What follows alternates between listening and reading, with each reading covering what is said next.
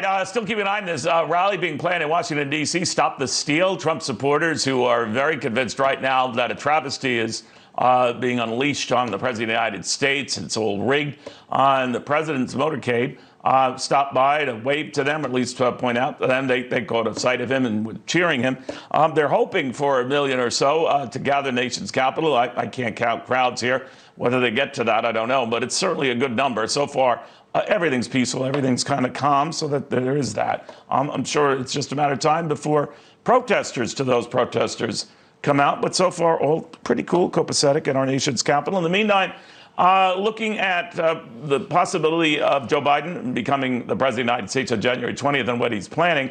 Of course, a lot depends on the makeup of the United States Senate. But if he had his way, he wants to raise the top rate on Americans, and he also wants to raise corporate taxes. But the fact that he wants to raise the top rate and that a number of states are already pushing up their top rate, as you could see, or those listening at home, that brings the top rate to over 62% in California, over 60% in Hawaii, ditto in New Jersey, close to that in Oregon, not all that far away in Illinois. So the read on all of that, if it were to come to pass, when you had state, local, federal taxes, so many of the rich paying so much to the federal government. Rebecca Walser back with us, Adam Lashinsky.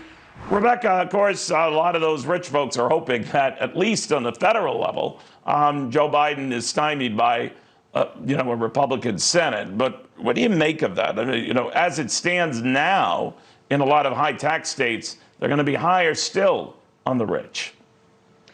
Yeah, Neil, if you thought that there was an exodus from the blue states when Trump passed the limit on $10,000 for property taxes, if Joe Biden goes back to, and he's talking about taxpayers over $400,000, so, he wants to raise the taxes back.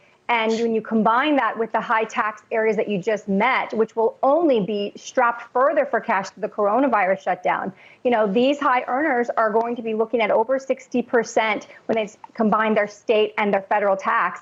And that's a real disincentive for people to work and to continue to make money. And I know it sounds like a lot to the average American. 400,000 is a lot. They can afford it. But when you live in New York City, Neil, how expensive it is to live in the city. And if you just look at the difference of living in the Midwest versus, a big state or a big city, it's a huge difference. So I think it's a huge disincentive, and it's going to create a lot of shifting of what people are going to do and where they're going to live. And it's not going to be good for the blue states that are already so heavily taxed.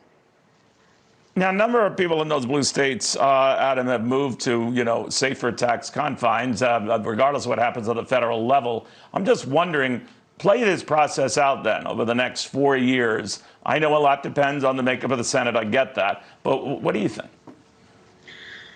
Well, as someone who lives in California, I can certainly relate to this, and I'm watching it carefully. First of all, nothing's going to happen until 2022. So this is the great debate of 2021, assuming that the Democrats have power in the Senate. If they don't, not much of this is going to happen. It's very important that we point out that these 60% figures, Neil, that we're talking about are the statutory rates, not the effective rates. The effective rates would be significantly lower. That said, there's no doubt this shines a spotlight on these several states that we're talking about that already have very high tax rates. That's where the pressure is going to be. I just want to say one more thing, which is that the vast majority of rich people, if you will, Neil, who are in the middle of their careers, are not going anywhere. I mean, they make a lot of money in these states for a reason, because they're good environments for them to make money. I think we tend to focus a little bit too much at the margins on these arguments. We might, but Rebecca, the fact of the matter is we talk about things that might not take effect for another couple of years, to Adam's point. But in states like New Jersey, where I'm from, a lot of those surtaxes were approved by the governor and in the legislature in one fell swoop, and they're retroactive to 2020. So they're happening now. Now, whether everyone will pay at that rate of the rich, that's another matter. I think Adam was wise to point that out. But it is happening at these states. And I'm wondering now if that is going to make them just financially unattractive, that a lot of the money that these states thought they would raise ends up being a wash. We've seen that in the past in Illinois with their surtax and a surtax movement that failed again at the polls. other taxes that failed in California, those were overwhelmingly rejected by average folks who would not have been affected by any of this. What do you think? You know, it's funny, Neil. Everyone wants to take everybody else's money until they realize it's coming from them, right? And they have to pay the tax. And I see this as a huge issue in the Georgia Senate races, the Georgia Senate runoffs in January, because they are going to be sort of the last governmental stop to a straight blue House, blue Senate, blue presidency. And if that's the case, there's not going to be any backstop or protections from whatever tax policy that Democrats decide they want. And it's certainly going to make the high tax states that have high tax burdens because, more services, whatever, higher cost of living. But the fact is that with the coronavirus and with everybody realizing that, a lot of these jobs can be performed remotely, states don't have as much leverage as they used to have to keep somebody in that job. A lot of people are working virtually and from home, and they can do that anywhere. And they can certainly do it from a Florida, a Texas, a Tennessee, all the 9 states that we have that don't have any state income tax at all. And I do think you're going to see a migration depending on tax policy. People do move with their feet. It happens all the time. Adam, I do, and this is where I can fault Republicans and Democrats. They're very creative with oftentimes coming up with new revenue, not so much for trying to save revenue or watch the spending.